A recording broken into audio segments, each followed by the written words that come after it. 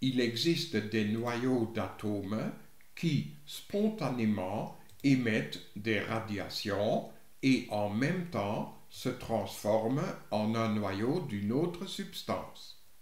Les scientifiques ont découvert qu'il y a 4 types de tels rayonnements qu'ils ont appelés les rayons alpha, les rayons bêta-, les rayons bêta+, et les rayons gamma.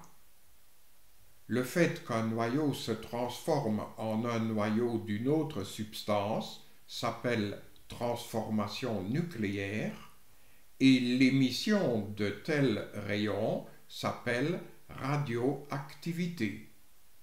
Les noyaux de tous ces atomes à fond jaune sont radioactifs, mais d'autres noyaux peuvent aussi devenir radioactifs sous certaines conditions isotopiques. Voici le symbole officiel de la radioactivité. Nous allons de suite voir quelques exemples concrets. Considérons comme premier exemple l'isotope 226 du radium.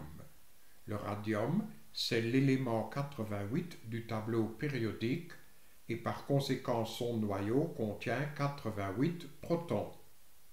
Comme il y a en tout 226 nucléons, le noyau contient aussi 226 moins 88, c'est-à-dire 138 neutrons. Et ce noyau est radioactif. Il émet des rayons alpha qui sont constitués de 2 protons et de 2 neutrons. C'est-à-dire ces rayons alpha, ce sont des noyaux d'hélium 2, 4. Au départ, nous avions 88 protons dans le noyau. Il y en a 2 qui sont sortis, donc il n'en reste plus que 86. Au départ, nous avions 138 neutrons dans le noyau, 2 sont sortis, donc il n'en reste plus que 136. Mais l'élément de nombre atomique 88, ça c'est bien du radium. Par contre, l'élément de nombre atomique 86, ce n'est plus du radium, ça c'est du radon. On dit que le radium s'est désintégré en radon en émettant des rayons alpha. Voici un deuxième exemple. Regardons l'isotope 14 du carbone. Le carbone, c'est l'élément numéro 6, donc son noyau contient 6 protons. Il y a 14 nucléons, donc dans le noyau, il y a aussi 14 moins 6, c'est-à-dire 8 neutrons. Et ce noyau est radioactif. Il émet des rayons bêta-, qui ne sont rien d'autre qu'un électron. Mais comment est-ce possible? Dans le noyau, il n'y avait que des protons et des neutrons. Comment ça se fait qu'il y a un électron qui sort d'un noyau? Ce qui s'est passé dans le noyau, c'est ceci. Un neutron s'est décomposé en un proton et un électron. Cet électron est éjecté du noyau, c'est ça, un rayon bêta-, mais alors dans le noyau, un neutron s'est transformé en un électron et un proton, donc dans le noyau il y a un neutron en moins, donc il n'y en a plus que 7. Dans le noyau il y avait 6 protons, plus 1 qui vient du neutron, donc dans le noyau il y a maintenant 7 protons. Mais l'élément de nombre atomique 7, ce n'est plus du carbone, ça c'est de l'azote. On dit que le carbone s'est désintégré en de l'azote en émettant un rayon bêta-. Voici un troisième exemple. Considérons l'isotope 19 du néon.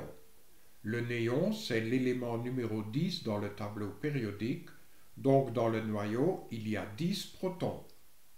En plus, vu qu'il y a 19 nucléons, il y a dans le noyau 9 neutrons. Et ce noyau est radioactif en émettant des rayons bêta+, qu'on appelle des positrons. Ce sont des toutes nouvelles particules qui ont la charge électrique d'un proton et la masse d'un électron. Qu'est-ce qui s'est passé dans le noyau? En fait, un proton s'est décomposé en une telle particule, désignée par E+, et appelée positron, et un neutron. Donc, dans le noyau, il y avait 10 protons, un s'est décomposé, donc il n'y en a plus que 9. Dans le noyau, il y avait 9 neutrons, et il y en a maintenant un de plus qui vient de ce proton, donc dans le noyau, il y a maintenant 10 neutrons. Nous voyons que ce noyau de nombre atomique 10, c'est-à-dire de néon, s'est désintégré en ce noyau de nombre atomique 9, c'est-à-dire du fluor. Voici un dernier exemple. Regardons l'isotope 208 du plomb. Le plomb, c'est l'élément 82 dans le tableau périodique. Donc il y a 82 protons, et vu le nombre de nucléons, il y a en plus 126 neutrons. Ce noyau-là, il émet des rayons gamma, mais il ne se désintègre pas. Ça reste le même noyau.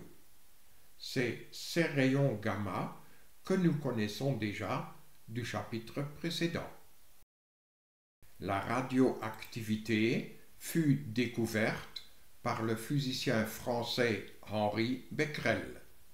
Ensuite, principalement, Marie Curie, d'origine polonaise, et son époux Pierre Curie, scientifique français, ont cherché à extraire des noyaux radioactifs des minerais.